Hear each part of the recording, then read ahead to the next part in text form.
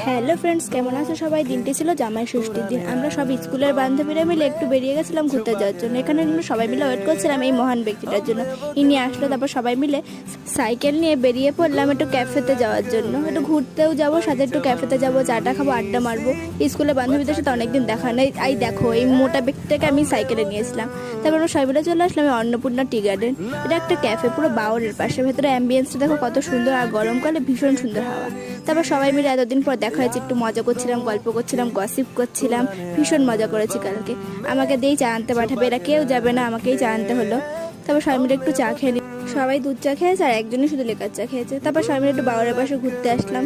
যেহেতু প্রচুর গরম ছিল আর এখানে ভীষণ সুন্দর হাওয়া দিচ্ছিল। আর রাত্রি হলে এখানে অ্যাম্বিয়েন্সটা দেখো, আলো জ্বলার পরে ভীষণ সুন্দর হাওয়া আর ভীষণ সুন্দর লাইটিং দিয়ে হেবি সুন্দর লাগছিল। তারপর সবাই মিলে এই সবুজ লাইটে ভূত সেজে ক্যাদ মেরে কটা ফটো তুলে নিচ্ছিলাম, নিয়ে তারপর স্কুটিটা চালিয়েই বাড়ি চলে আসলাম। টাটা।